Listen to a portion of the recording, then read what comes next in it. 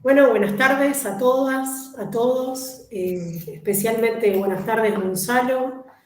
Es un honor inaugurar este ciclo. Te cuento que estás inaugurando el ciclo de esta semana UNIPE, UNIPE virtual, el ciclo con la participación de distintos sindicatos docentes.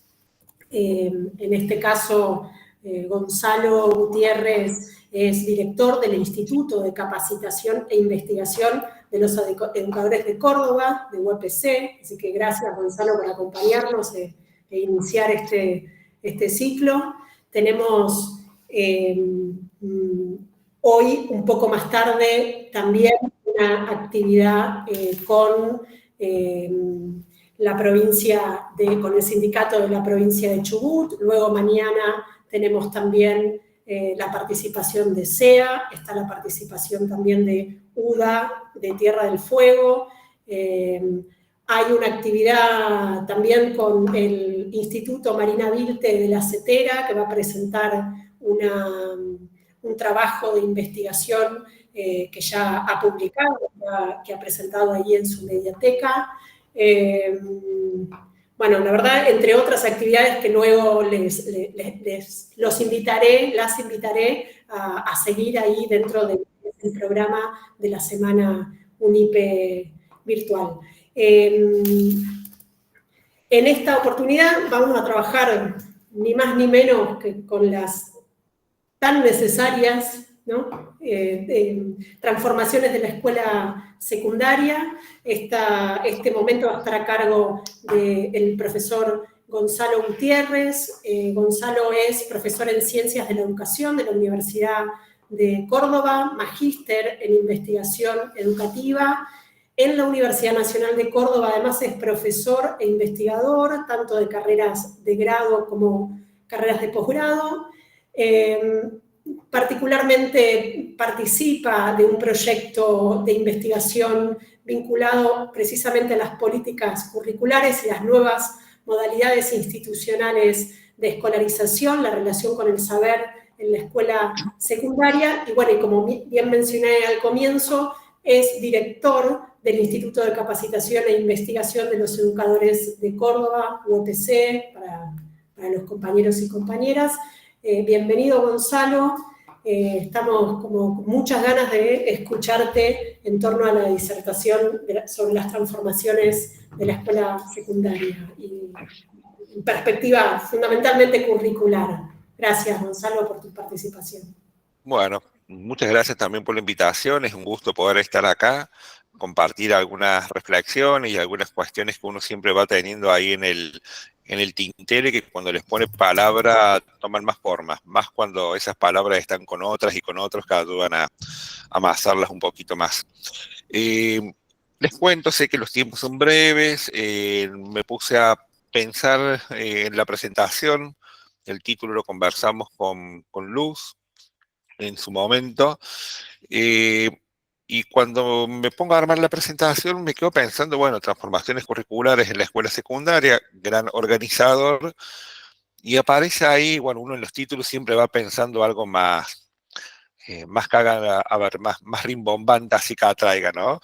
Y lo que nos salió fue siempre tan necesario y siempre tan insuficiente. Y me quedé pensando ahí en ese juego, ¿no? Lo necesario y lo insuficiente. Es como que hay algo que no se va terminando en ningún momento en relación a la cuestión del cambio, pero la insuficiencia uno también le puede pensar en relación a eso que se le va cuestionando a la escuela por lo que no logra, por lo que le estaría faltando, por lo que debería hacer.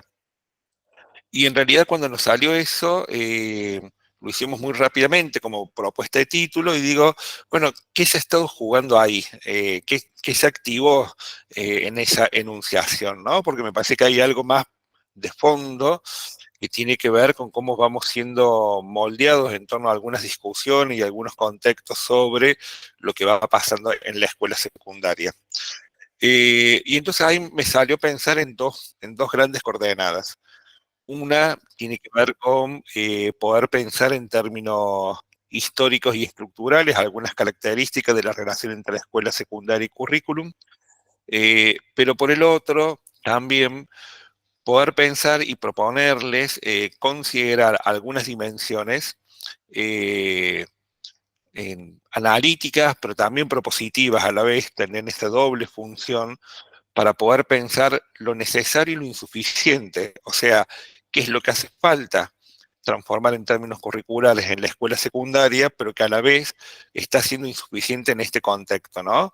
Como para no separar ese tándem, pero también para poder proponerles pensar por un momento al lugar de la escuela, sus docentes y los pibes, no en términos individuales, sino en relación a una dimensión estructural e histórica. Como el tiempo estira, ¿no? Eh, yo lo que voy a estar haciendo es compartir una primera parte que puede ser más corta, pero que tiene que ver más con ir anticipando algunas hipótesis y algunas formas de poder pensar lo curricular en la escuela secundaria. Pero por el otro está una serie de consideraciones, darme 10 puntos que me parece que son críticos para poder pensar en las distintas escalas sobre el eje de transformaciones curriculares y escuela secundaria. Entonces, por ahí, con algunas preguntas que puedan aparecer, las compañeras y compañeros que están conectados, con alguna intervención que quieras hacer, Luz, podemos parar en algún momento, rebobinar y dialogar sobre eso, y en todo caso, si quieren, avanzar con la segunda parte. ¿Eh? Eh, una, yo aquí voy a dejar compartir y ya después voy a ir directamente pasando algunas placas, no son tantas, eh, pero, a ver, aquí vamos. Denme un segundito.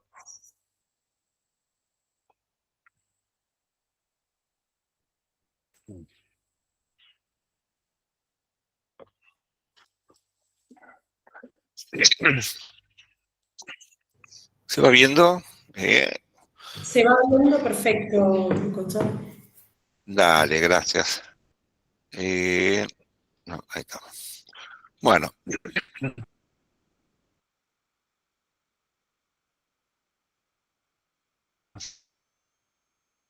Tres sobre el que va pensando tiene que ver con la escuela secundaria, a ver, la escuela y en particular la escuela secundaria argentina, pensar algunas notas de su proceso de configuración histórica para poder interpelar su presente, la cuestión curricular en la escolarización pública y en la escuela secundaria en particular, y el desafío de comenzar a interpelar lo que son las políticas curriculares.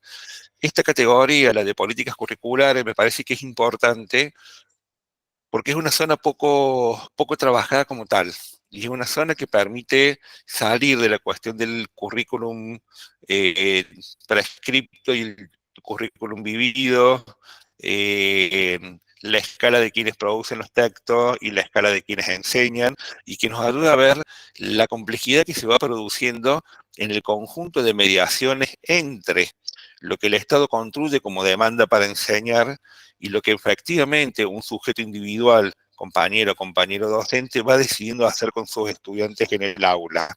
Allá hay múltiples mediaciones que suelen ser tomadas por la didáctica, por la teoría del currículum, por las políticas educativas, pero que rara vez encuentran un foco de articulación que permita comprender a lo curricular de manera integral. Entonces vamos a detenernos un poquito allí y cerrar un poquito con la cuestión de la tensión entre lo necesario y lo insuficiente. En relación al primer punto, que tiene que ver con la escuela secundaria y algunas notas de su configuración histórica, me parecía que había algo interesante. O sea, nuestro sistema educativo se configura de manera dual. Nosotros tenemos el sistema de instrucción pública, es sostenido básicamente por las provincias, que encuentran en la ley 1420 un símbolo de identidad para la escolaridad que tiene que ver con lo obligatorio, lo gratuito, lo graduado, lo común.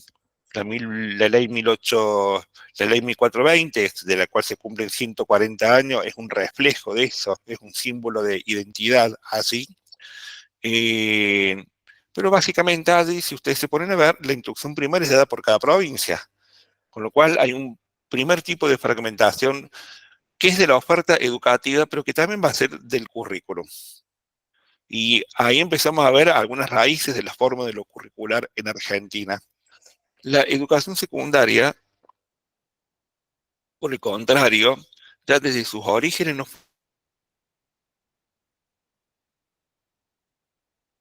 fue primaria. Y junto con eso,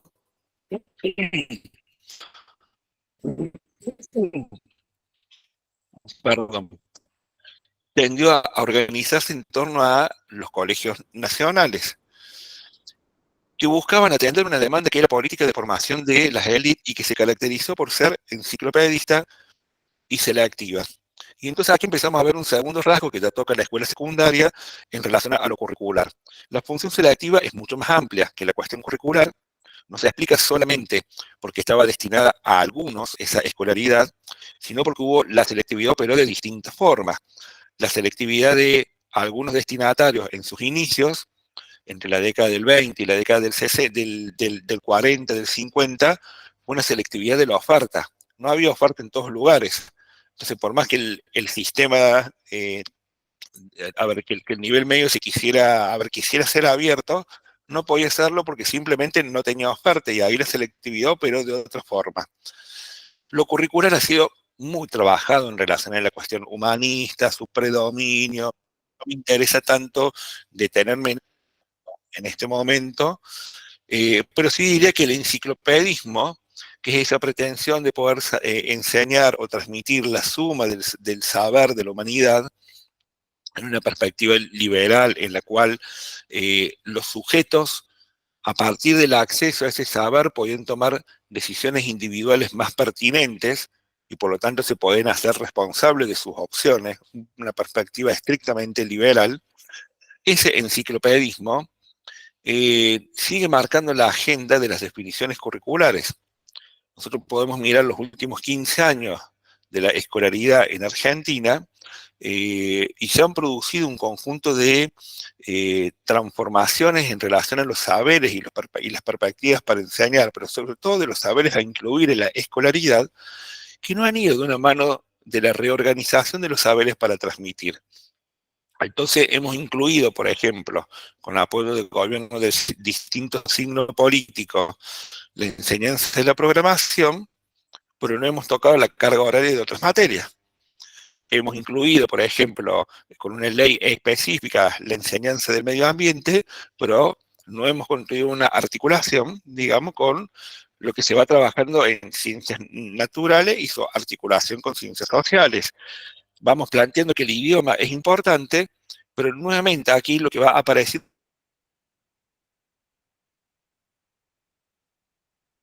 es una lógica más acumulativa, más que de Argentina, vinculada con el enciclopedismo, sigue teniendo vigencia en la actualidad en relación a cómo se van procesando algunos criterios relacionados con el principio de selección de saberes curriculares. Eh, avanzo un poquito más y en todo caso comento que... ¿te escucho bien? Perdón. ¿Sí? Yo creo que sí, yo cada tanto me saco el video porque entiendo que yo estoy con mala señal, Gonzalo, entonces para poder escucharte cada tanto me saco el video, pero Ah, entiendo que te bueno. estoy escuchando bien. Perfecto, perfecto. Eh, en lo que es esta configuración dual del sistema educativo, como les decía, eh, pasan dos cuestiones que abonan, son, lo que les dije es, nivel primario nace con una fragmentación curricular porque la oferta se sostiene en las provincias, la nación inicia su proceso de forma relativamente distinta porque los colegios nacionales tienen cierta unidad curricular. Susana Yo va a mostrar que en las primeras 2 décadas de los colegios nacionales hubo mucha dispersión curricular, pero podemos decir que hay una unidad de sentido mucho más grande. Sin embargo, entre las décadas del 20 y las décadas del 40, las provincias en distintos puntos del país van a empezar a darle forma a sus sistemas educativos de escolaridad media provincial. Y esto acá lo que va a hacer es multiplicar la oferta, pero también multiplicar la fragmentación curricular que no existía con tanta fuerza para el nivel secundario. Entonces, el sistema educativo argentino tiene una génesis dual, pero y sobre todo en la escolaridad secundaria, tiene una escolaridad profundamente fragmentada. Esa fragmentación va a hacer que, y lo vamos a ver con más claridad si miramos cómo se componen las distintas modalidades al interior de las escuelas técnicas, por ejemplo. Pero nosotros vamos a tener entre los 40 y los 60 esas grandes modalidades de el bachillerato, la técnica, la comercial, los nacionales, digamos, y hacia adentro distintas fragmentaciones. ¿Qué nos dicen esos procesos sobre la escuela secundaria y sus transformaciones curriculares? Porque ahí hay una pregunta para poder hacer y para poder pensar este presente también. Que esa tensión constitutiva en los orígenes de los colegios nacionales entre formación para el trabajo y formación para los estudios superiores nunca se pudo zanjar de forma terminante. O sea, cuando digo esto es, nunca se logró la hegemonía de un sector que pudiera establecer condiciones de escolarización estables durante determinado periodo de tiempo. Esa inestabilidad se fue resolviendo por producciones curriculares alternativas que hicieron que el nivel medio creciera ramificadamente. Y me parece que esa es una de las cuestiones que todavía siguen perviviendo cuando vamos mirando la escolaridad secundaria ahora. Digo, porque esas modalidades sobre las cuales se organiza la expansión del sistema escolar entre el 40 y el 60, técnica comercial, etcétera, tuvieron como características que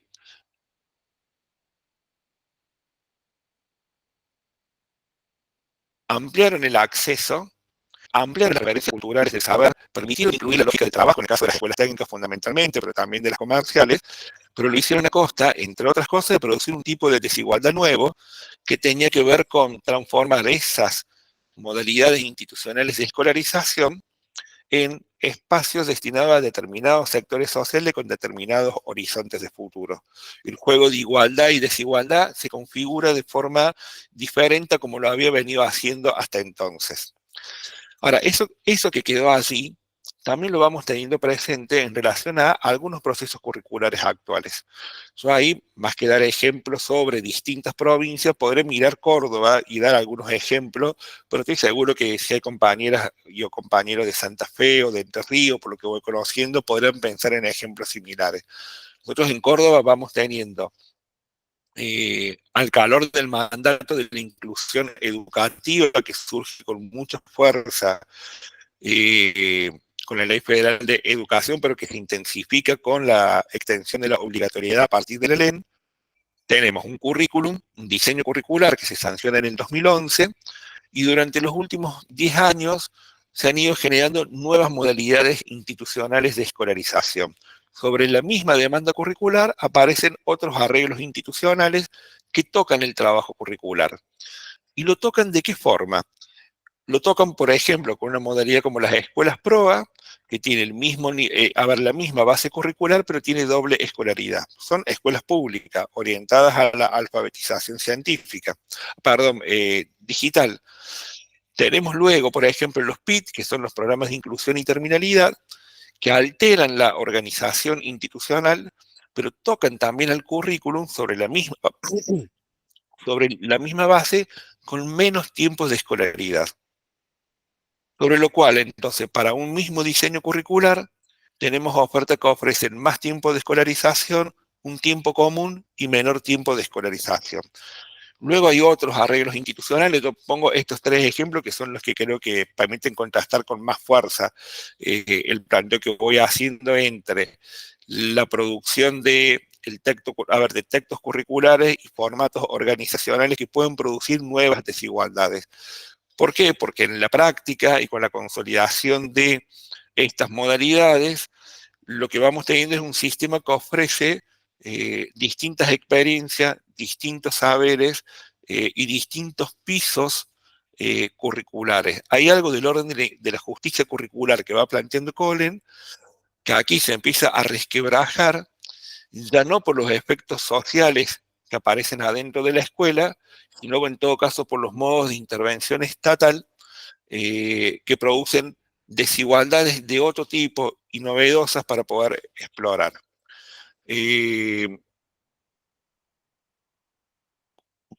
¿Vamos bien? Pregunto, digo, porque bueno, siempre el Meet me genera la necesidad de ir preguntando algo.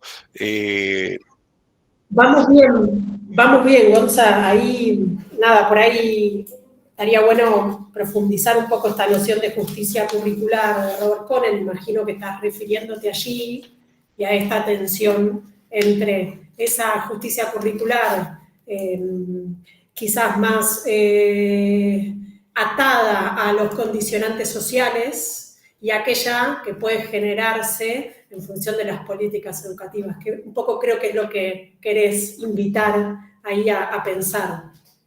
Viene por ese lado y viene con una doble preocupación, digamos. Quienes hemos trabajado con Conel, hemos ido mirando que Conel nos pone ciertos cuidados. Cuidado, un punto particular, deja de ser justo e igualitario cuando se olvida de cuáles son las condiciones que le dio lugar. Pero también nos ha dicho que la escuela tiene que incorporar las distintas perspectivas como referencia para organizar la enseñanza. Ahora, un currículum justo también es aquel que logra distribuir un piso común de saberes y experiencias culturales. Y cuando en la apuesta por incluir y democratizar el sistema se producen formas organizativas que cristalizan una ruptura de ese piso común, hay algo del orden de la desigualdad que termina produciendo la propia política. Y ese es algo, por lo menos para poner ahí en el tapete, para mirar, para poder pensar, porque eso repercute sobre las condiciones de trabajo docente y repercute sobre las decisiones que quienes enseñan van tomando con sus estudiantes, muchas veces muy diferente entre una modalidad y otra. Vuelvo un poquito ahí para el guión que había pensado ahora compartir con ustedes. eh, y decía, bueno,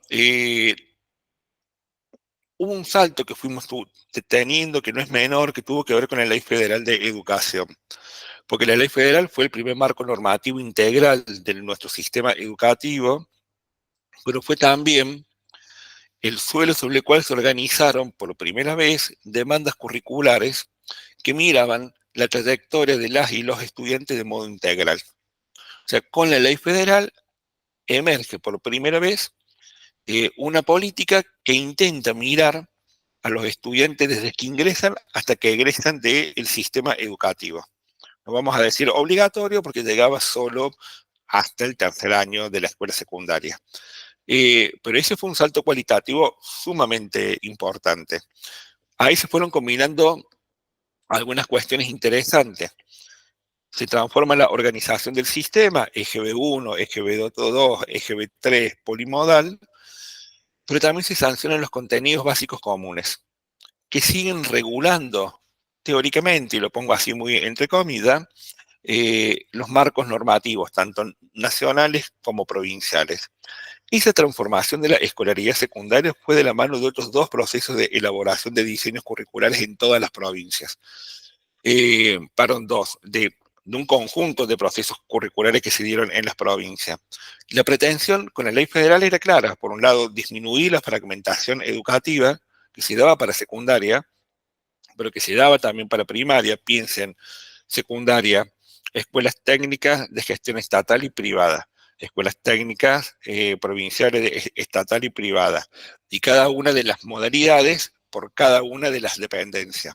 Digo, teníamos como 8 o 9 espacios de producción de textos y regulaciones institucionales y curriculares en simultáneo.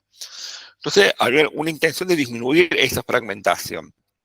Sin embargo, el efecto de esta reforma fue el contrario, se volvió a atomizar organizativa y curricularmente la escolaridad secundaria, y de este modo, con las transferencias educativas que se fueron produciendo a principios de la década del 90, la provincia se hicieron cargo con menos recursos del conjunto de la escolaridad. Y fueron entonces ahí las provincias quienes empezaron a definir con diseños curriculares particulares qué enseñar, a quiénes y de qué forma. ¿Qué hizo la nación? se retrajo a dos cuestiones: financiamiento educativo a provincias y a escuelas por medio de programas y proyectos, lo cual sigue vigente en la actualidad, y me parece que esa es una cuestión interesante. Eso que se inaugura en los 90 estuvo presente desde entonces como modo de otorgar financiamiento selectivo a las escuelas y a las provincias, y esa es una forma también fragmentada de mirar el trabajo escolar y el trabajo curricular. Y por otro lado, hubo una valoración de los aprendizajes que se empieza a producir con la ley federal, que es mediante evaluaciones estandarizadas. Estas características de financiamiento, organizativas y curriculares siguen vigentes, pero desde entonces lo que empezamos a ver claramente es que emerge en el escenario público la necesidad de una transformación y una reforma y un cambio educativo permanente. Esta cuestión de transformación, reforma, cambio, tiene tres grandes características, aparte de ser permanente. Se fue dando a medida que más estudiantes se incorporaron a la escolaridad. Estaba mirando los otros días las tasas netas de escolarización para Argentina a partir de los datos del censo 2022 y estamos por encima del 90%, con provincias que tienen 91, 93, 94%. Digo, una primera cuestión es: se le pide a la escuela secundaria más transformación, más reforma, más cambio, a medida que produce más incorporación de sujetos que antes no ingresaban a ella.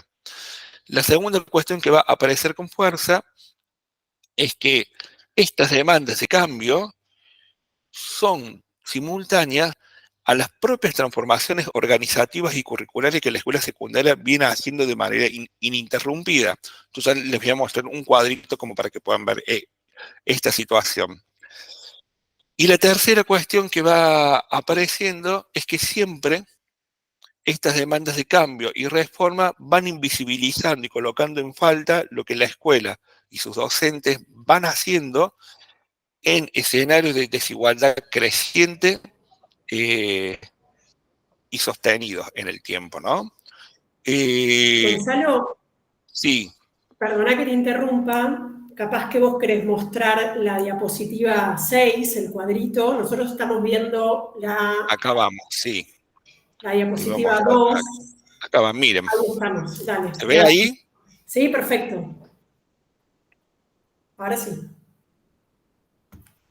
Sí. Miren, esto toma como referencia el caso Córdoba. Si uno mira el caso Córdoba, lo que puede encontrar son producciones nacionales y provinciales. Y las puede pensar por nivel educativo. Pero al costado, lo que fui colocando son las producciones curriculares, llámense, para nuestro caso, diseños curriculares y actualizaciones curriculares. O sea, momentos en los cuales se fue modificando, actualizando y o revisando la definición de qué enseñar, a quiénes y de qué modo. Esto para el caso de Córdoba, tenemos, si miramos secundaria, tenemos dos grandes diseños, 90, 97, y del 2011 a la actualidad tenemos 1, 2, 3, 4. La actual se está llevando a cabo. De hecho, creo que va a estar esta tarde el ministro de Educación de Córdoba en otra mesa contando un poco cómo es el proceso de cambio curricular que quieren hacer este año. Entonces, bueno, aparece como interesante, ¿no? O sea, a ver, mientras la escuela más se reforma, más se le pide que se reforme. Y más se la coloca en cuestión porque estaría desactualizada, enseñando contenidos anticuados, etcétera, etcétera, ¿no? Bueno, eso me parecía que era una... ¿Cómo explicar esta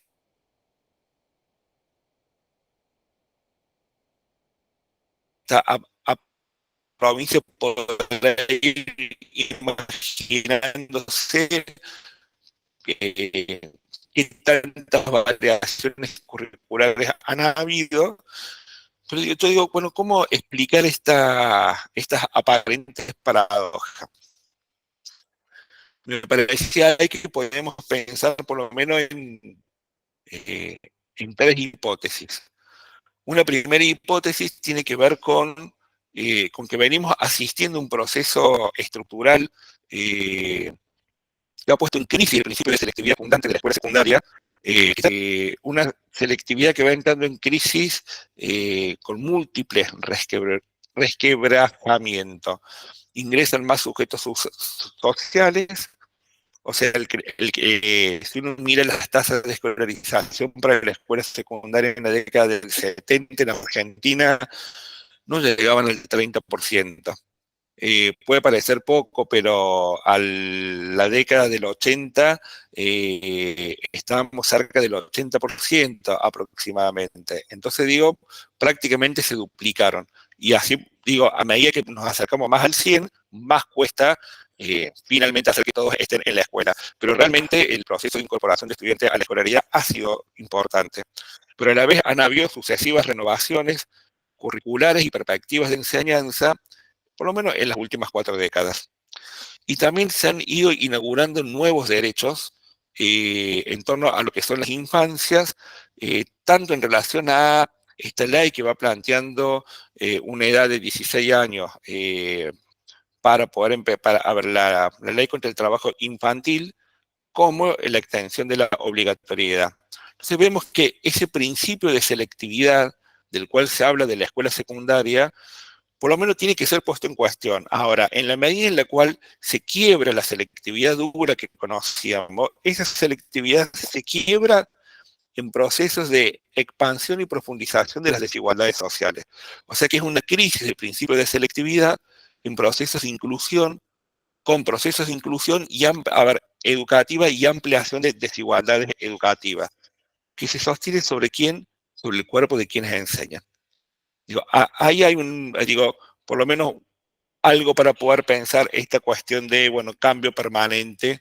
Digo, ahí, en la medida en la cual la educación aparece como un derecho, entonces empiezan a aparecer algunas cuestiones. La escuela, por ejemplo, eh, digo, perdón, voy a ir con la segunda hipótesis como para que digo, la segunda hipótesis tendría que ver con que el avance en las transformaciones organizacionales y curriculares en clave de derecho también se fue acompañando de una reconfiguración de los discursos selectivos y también de los sentidos otorgados a las escuelas y sus docentes con estudiantes. Entonces ya no se pone en cuestión que la escuela es el mejor espacio para los estudiantes, se la desfinancia. Digo, la estrategia es otra. Ya no se critican las prácticas democráticas de las escuelas, se las vuelven invisibles y se hace foco permanentemente en lo que no está, o se universaliza una situación crítica particular para hablar de todo el sistema. Ya no se cuestiona que todos tienen derecho a aprender. El foco se pone en quienes no aprenden y tampoco se pone el foco en lo que se precisa para que puedan lograr aprender. Ya no se plantea que deben aprenderse cosas relevantes, y esta me parece que es la cuestión más preocupante, sino que se empiezan a banalizar las propuestas de trabajo con los saberes escolares. En particular, a partir de todo lo que es el discurso de competencias, capacidades e invenciones que van haciendo las jurisdicciones en función de las necesidades de ganar cierta distinción en el juego de discursos locales y nacionales. Entonces aquí aparece una tercera hipótesis que tiene que ver con poder pensar que el ciclo de reformas permanente refleja la debilidad de consenso sobre qué y cómo enseñar, a la vez que interrumpe la continuidad de los criterios y acuerdos curriculares y didácticos que se van construyendo en las escuelas. Esta situación intensifica el trabajo docente, lo vuelve agotador, pero a la vez fragmenta, las relaciones con el saber que se van produciendo en las escuelas. Y de este modo contribuye a transformar las desigualdades sociales en desigualdades escolares. Ahí la escuela deja de ser algo que contenga la desigualdad externa y en todo caso lo que hace es transformarlo en una desigualdad de otro orden, tire duet. En conjunto, estos efectos van colocando en una falta sistemática a la escuela con respecto a las demandas curriculares de enseñanza y a las evaluaciones sobre los desempeños escolares que se van haciendo. ¿Qué hacer frente a eso? Porque yo decía, bueno, cuando llegué acá, a este punto, dije, bueno, va a estar un poco pesimista la cosa.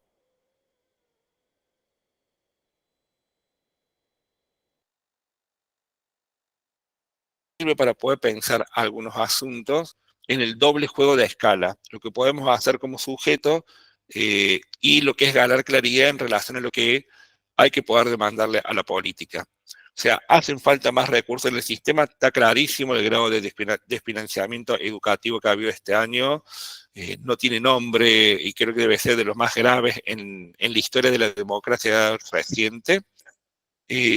Pero aún así, aunque estuviera todo el financiamiento, creo que hay muchos de los problemas que vamos teniendo en las escuelas que estarían permaneciendo.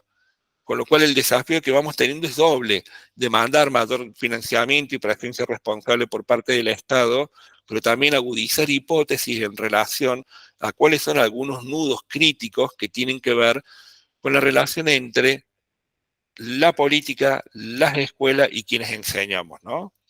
En ese punto, yo voy a ir acá avanzando un poquito más rápido sobre, digo, el currículum, como ustedes saben, bueno, organiza y estructura los puestos de trabajo, pero me interesaba centrarme en cómo pensar y compartir con ustedes cómo consideran las políticas curriculares.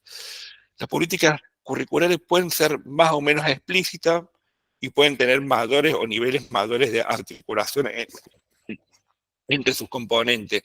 Pero ¿por qué se caracterizan las políticas curriculares?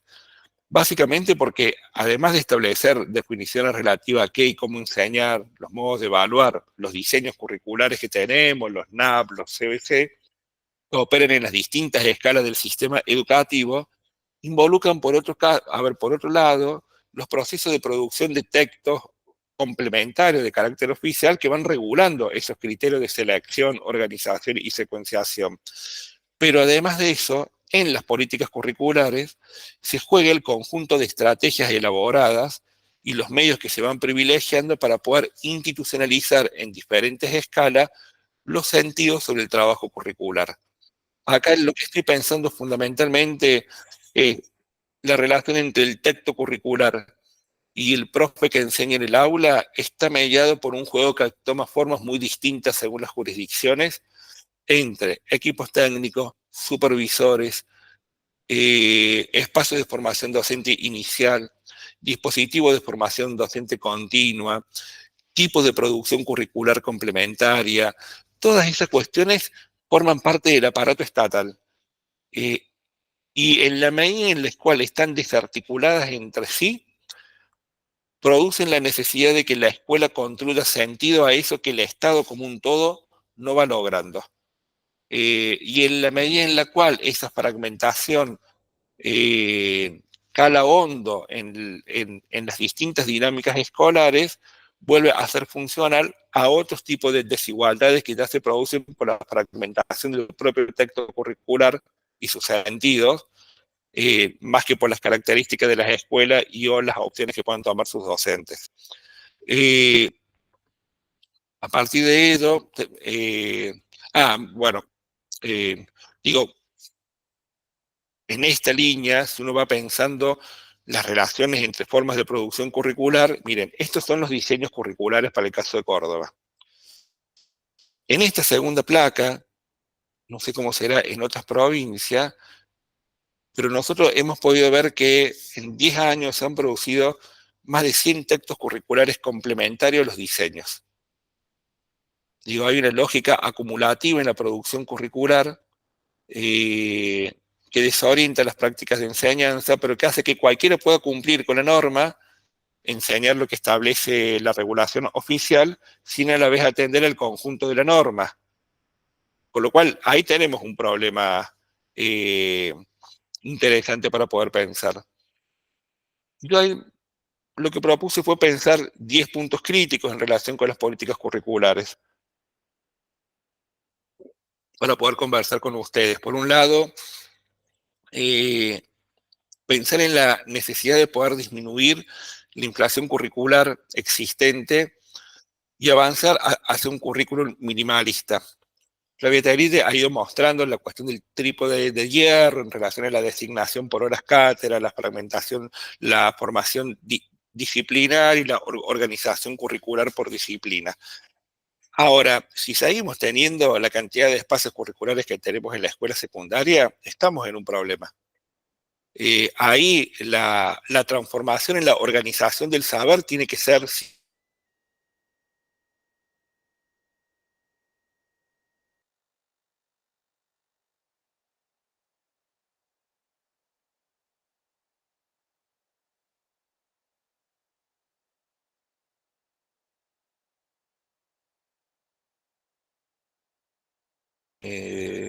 Hola, hola. Hola. Sí. Sí, se escuchan. ¿Se escucha? Sí, a mí se me cortó en un momento, pero Sí, ahora te escuchamos. a mí también. Ahí está.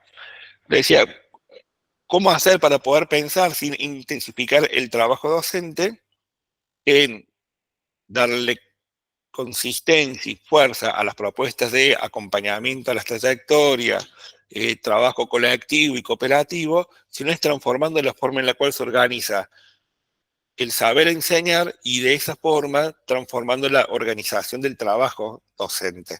Ahí hay una línea para poder pensar en dos escalas, ¿no? Hay algo también para poder pensar vinculado con lo que es evitar la fragmentación, abre que la fragmentación curricular se transforme en fragmentación educativa y que ésta profundice las desigualdades de desempeño. Y bueno, ¿cuál es el piso común que hay que poder garantizar independientemente de las modalidades de escolarización? Esa es una discusión todavía ausente. La damos, por supuesto, por lo menos para el caso Córdoba. Quiero plantearlo, no me animo a generalizarlo, pero me imagino que debe ser muy similar eso.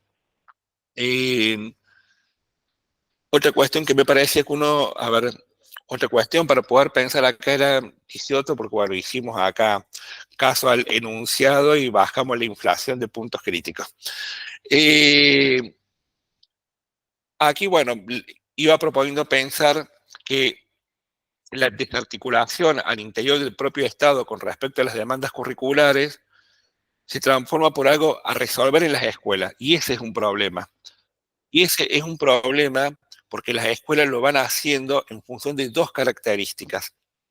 Eh, la solidez que pueda tener su equipo de gestión está dada por múltiples cuestiones.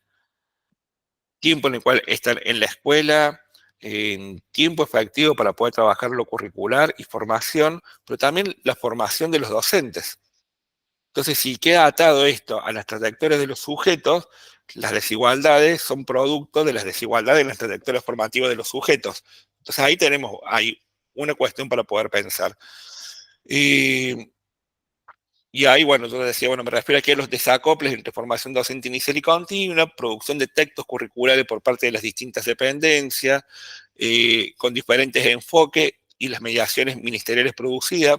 En eso que yo les mostraba en la placa anterior, de más de 100 producciones, tenemos textos que sobre un mismo objeto dicen cosas distintas. Y ese es un problema en la producción curricular al interior del propio Estado que accede a la escuela. Y cualquiera de las escuelas y cualquiera de los profes estaría trabajando con la demanda regulativa oficial.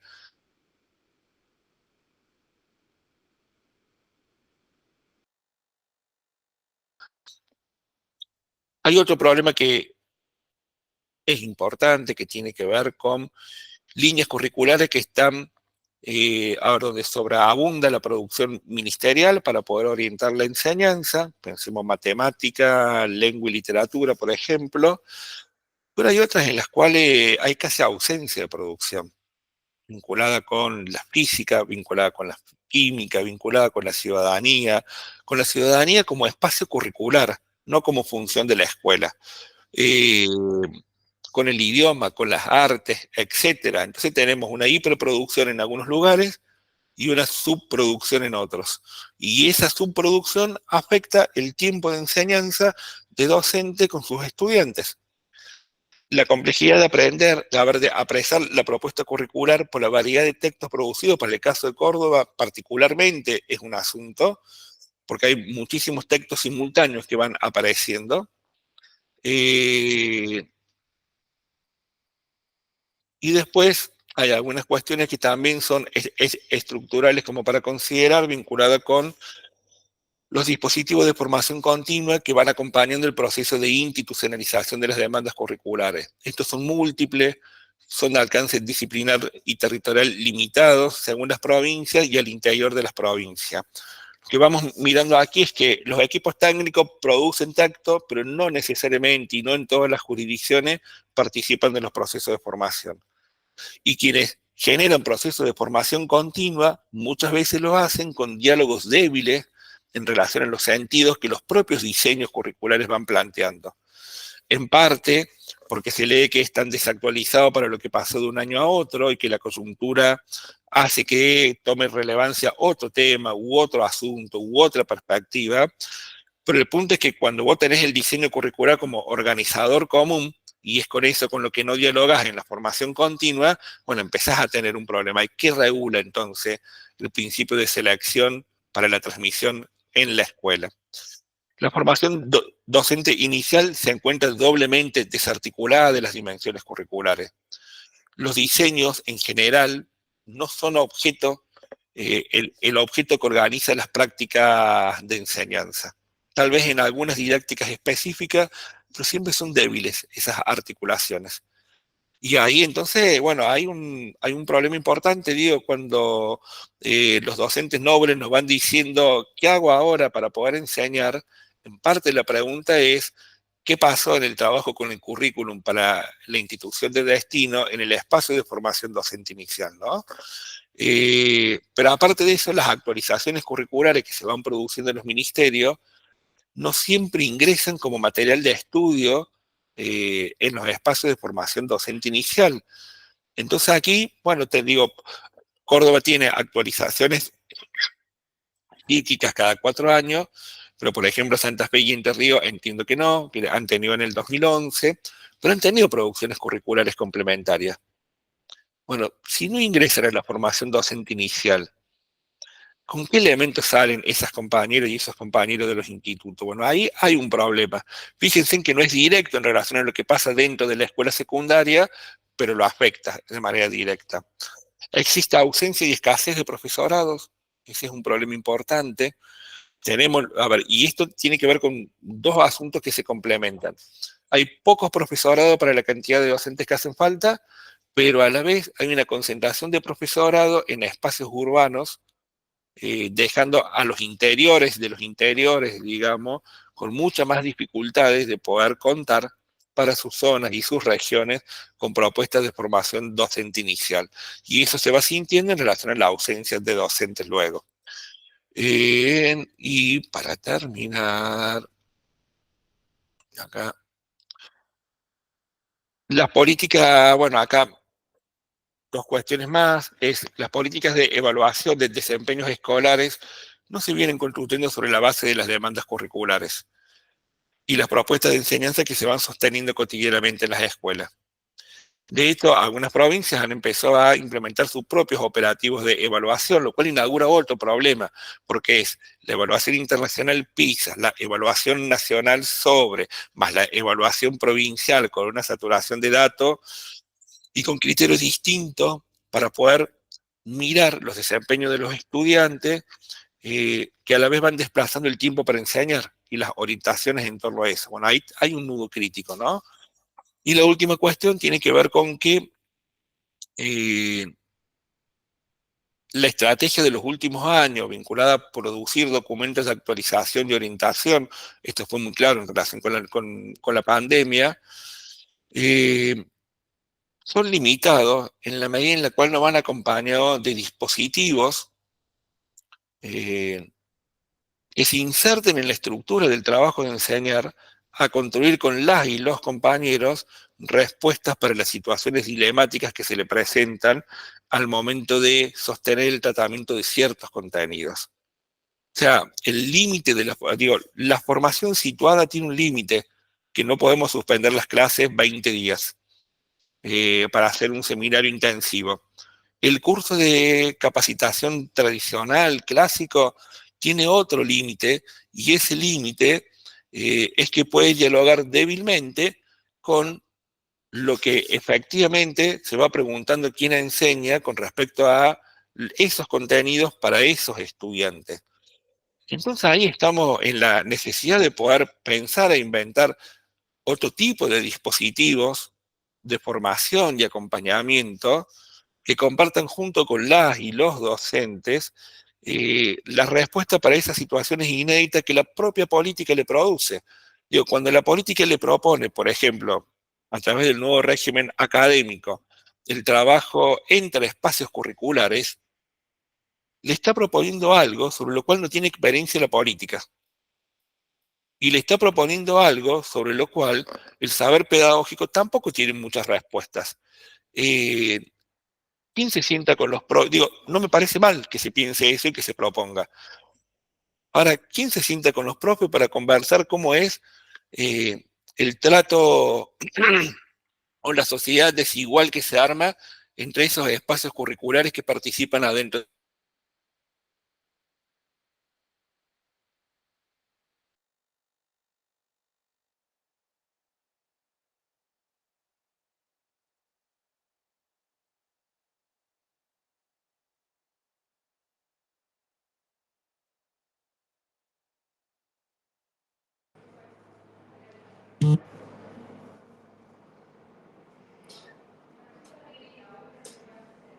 Gonzalo, a mí se me cortó, no sé si... Ahí está, Ahí está. ahí estamos. Lo que decía recién con este término es, cuando vamos pensando en el trabajo con un proyecto escolar, estamos frente a la presencia de una sociedad, yo les suelo decir metafóricamente, desigual entre espacios curriculares.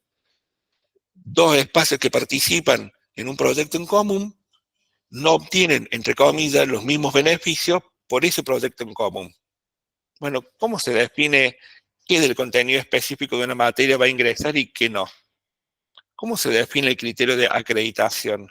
¿Qué es lo común de la enseñanza y qué forma parte del trabajo diferenciado? Bueno, eso, delegárselo a los docentes es una irresponsabilidad. Pensar en un dispositivo que se pueda poner junto con los docentes a construir respuestas para esas situaciones y sobre eso poder generar orientaciones más generales, tal vez sea alguno de los mayores desafíos para poder pensar. Bueno, creo que me extendí de los 20 minutos, Luz, perdón. No, pero es sumamente interesante, sobre todo esta apuesta de estos 10 elementos que vos reconocés ahí como intención. Ahí yo por lo menos en principio tengo algunas preguntas para hacerte, para iniciar este intercambio, y bueno, e invito obviamente a los compañeros y compañeras que están en el Meet, todos aquellos que quieran hacer preguntas o comentarios, que lo inicien vía chat y lo vamos retomando a través del chat. La No primera te escucho. sí, Luz, ¿me ¿me escuchás? escuchás? ¿Me escuchás? Ahí está, sí, sí, sí, sí, sí. Bien. La primera es si te animás a profundizar un poco en torno al currículum minimalista, a ver cómo lo entendés. Nada, esa concepción de inflación curricular está muy presente en todo el campo educativo, en cualquier jurisdicción. Creo que atraviesa, vos lo dijiste, atraviesa el trabajo docente en la cotidiana y después también impacta en lo que son las evaluaciones de desempeño, ¿no? Y allí también esa triple fractura que vos estás reconociendo, si también podés hacer ahí alguna combinación entre currículum minimalista y esa triple fractura que identificás dentro de esos elementos. Por último, preguntarte eso, ¿no? Como opinión, también en función de toda tu trayectoria, bueno, ¿cómo ingresar en esos diseños curriculares de la formación docente inicial cuando hay revisiones curriculares cada 4 años, ¿no? Como mostraste allí en el cuadro, ¿no? Parece que hay como ahí un desfasaje en el tiempo, o sea, revisiones curriculares que exigen bueno, ese tiempo y a la vez una formación docente que está mediada por tiempos más largos, ¿no? La formación docente es mínimamente de 4 años en una trayectoria ideal o teórica, ¿no? Entonces, bueno, ¿cómo hacer esa...? Bueno, y esta ya es un poco más ambiciosa, si te animás a apuntar algunas líneas en torno a, bueno, cuál sería la apuesta en ese inventar otro dispositivo para esas transformaciones necesarias e insuficientes de la escuela secundaria en torno a lo curricular. La última pregunta es más ambiciosa, pero bueno, si tenés ahí algunos borradores o para apuntar algunas líneas de ese otro dispositivo. Bueno, mucho. Creo que la cuestión de lo que es el currículum minimalista, la inflación curricular, viene siendo objeto de reflexión y análisis desde distintos sectores nacionales e internacionales. Creo que cada vez se viene instalando con más fuerza la cuestión. Lo que no se resuelve es decir qué es lo que la escuela no tiene que enseñar, entonces. Básicamente, o sea, ¿qué es lo que no vamos a enseñar a alguien? Porque digo, vos miras estudios muy criticados, digamos, por un montón de cuestiones que no vienen al caso ahora, como los de PISA, y en su reporte, una de las cosas que te dicen es, una de las características que tienen los países con mejores desempeños escolares es que tienen menos contenidos para enseñar, esos organizan mejor las decisiones didácticas que toman los docentes y producen resultados mejores. Tenés, digo, el planteo de Mariana Maggio, por ejemplo, que sacó después de la pandemia, con idea, puntualmente la idea de currículum minimalista, pero también tenés planteos como los de Finlandia, por ejemplo, que dicen, bueno, vamos hacia un reordenamiento de la enseñanza en la cual vamos a hacer una base trabajando con temas y problemas sobre los cuales van a ir dialogando determinados contenidos y a medida que se avance en la escolarización vamos a ir transformando la formalización de la relación con esos saberes de manera más específica. Entonces, digo, uno podría pensar en que distintas vertientes pedagógicas y políticas vienen mirando un asunto en común. Digo, nosotros miramos el escenario de debate pedagógico en Argentina, y yo te podría decir qué perspectivas que podemos adjetivar como más progresistas o más restrictivas en términos de derechos, te dicen lo mismo. Ahora, lo que no podemos resolver es, bueno, ¿qué es lo que no tiene que enseñar la escuela? O sea, porque podemos decir, che, mira, que no haya 5 horas de matemática. A ver, si vos tenés entre matemática, física, química, con las naturales, y acá me voy a otro rollo, que tocas la tradicional forma de pensar las áreas. Tenés un volumen de 10 horas semanales, y bueno, pensé que tengas ahí 7 horas. Ahora, ¿esas 7 horas las llenas con otro contenido? ¿O van en la línea de poder transformar la organización del trabajo?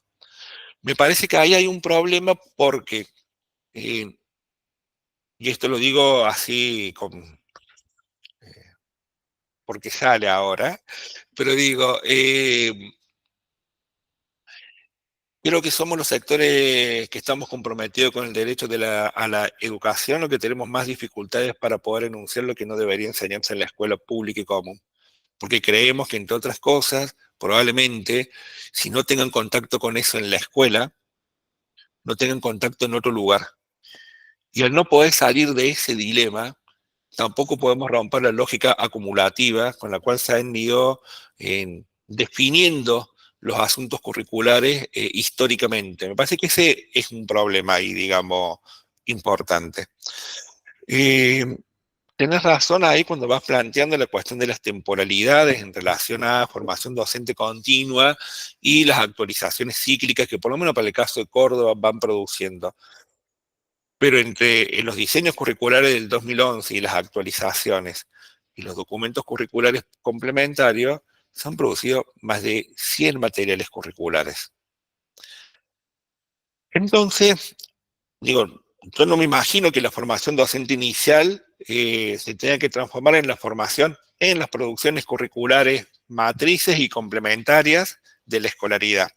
Lo que sí me imagino es que no puede quedar ausente eso. y que si hay a ver, quienes son estudiantes este año, deberían conocer por lo menos cuáles son las prioridades que el sistema educativo provincial se ha planteado, independientemente del grado de acuerdo que haya con esos planteos. Pero algo de eso tienen que saber, porque si no, van a llegar el año que viene para poder conocer lo que se demandó este año en relación a lo que el año que viene va a ser otra cosa. Bueno, ahí hay algo por lo menos para poder pensar. Y en relación con el último punto, ahí creo que hay una dimensión más política y colectiva. Eh,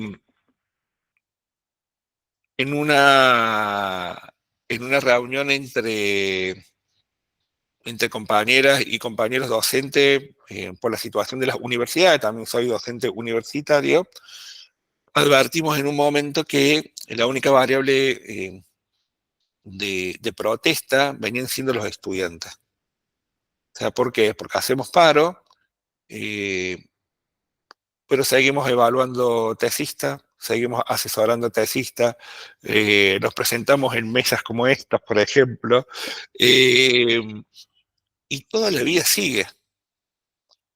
¿En qué momento paramos? Y nos hacemos cargo de esa consecuencia. Porque con todo junto no se puede.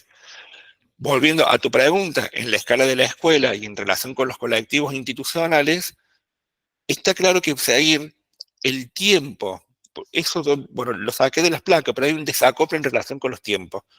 La producción política del currículum tiene una temporalidad que es muy distinta a la temporalidad de los procesos de apropiación del currículum y su resignificación, pero también a los tiempos de trabajo en la escuela.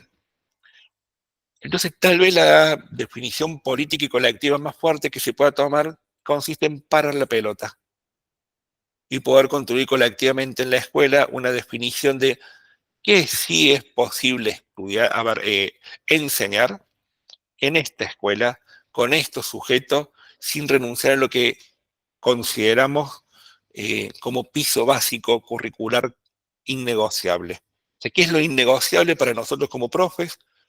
Digo, porque eso nos evita de hacer una propuesta pensando en sectores sociales. ¿Qué es y sobre eso empezar a tomar algunas decisiones que nos produzcan aire en la cotidiana, digamos. Creo que ahí sí hay un margen posible en el marco de tensiones y problemas que se van dirigiendo en múltiples planos. La relación entre partidos políticos, sindicatos y ministerios, autoridades ministeriales, digo, los directores con sus supervisores, digo, bueno, ahí hay una parte en la cual a la política hay que poder decirle, mira, así no. Y esta no es una oposición radical a lo que vas proponiendo. Esta es una cuestión de sentido común en relación a la posibilidad de sostener esto que vos vas planteando como política y que incluso tal vez a nosotros nos parece que hace falta. Bueno, Gonzalo, la verdad, nada, me quedo pensando, este desacople con los tiempos es sabido, es real, es concreto, ¿no? Y nada, y sin dudas exige acoplar la pregunta, ¿no? Un poco la pregunta que vos hacés en relación a lo innegociable. Así que no tenemos acá en el chat hasta el momento algún comentario o, a ver, voy a chequear por las dudas. Bueno, no. Yo creo que se debe a que planteaste un montón de cosas que nos dejan pensando y que sin dudas calan también en el trabajo cotidiano, ¿no? En las escuelas. Y hay ahí, me parece, en esa cuestión de lo innegociable, una clave institucional que hay que empezar a reforzar, ¿no? ¿Quién enseña? ¿Los maestros, las maestras, los profesores o la escuela? Y ahí hay una clave institucional que también en clave de política educativa, digo, un poco sumando y conversando con vos, Gonzalo, creo que hay que empezar a reforzar, ¿no? La clave institucional en torno a ese desacople, ¿no? y a esa pregunta acerca de qué es lo innegociable para nosotros y cómo superamos esa lógica acumulativa, ¿no? Que no estamos pudiendo superar. Bueno, allí Roxana Córdoba agradece, dice, muy clara la presentación, Gonzalo nos invita a la reflexión constante. Rosana Greco, muchas gracias por tu exposición. Bueno, esta, como todos seguramente sabrán, esta exposición queda grabada en el canal de UNIPE, así que luego, Gonzalo, te pasamos el enlace para que vos también puedas compartirlo y que no se pierda en las redes. Perfecto. Y que uno pueda seguir pensando en otros tiempos, un poco sumándome a esta cuestión, en otros tiempos, en este planteo que acabas de hacer. Muchas gracias, dice María Laura Lanati también. Bueno, gracias, Gonzalo. Bueno, gracias. Gracias a vos, Lu, gracias a todos los que han estado acá en este tiempo, y nos seguiremos encontrando en otros espacios seguramente. Seguramente, y sigamos pensando cómo se hace ese parate sin suspender o suspendiendo qué, o bueno, habrá que seguir pensándolo. Hay que seguir siendo también en eso creativos, me parece. Tal cual, tal cual. Bueno, Gonzalo, gracias a todas y todos por estar aquí. Los invito a las siguientes presentaciones de la tira de sindicatos docentes que pueden ver en la página de UNIPE. Y bueno, nos seguimos encontrando en este y otros encuentros de UNIPE virtual. Gracias. Nos vemos. Hasta luego. Hasta luego.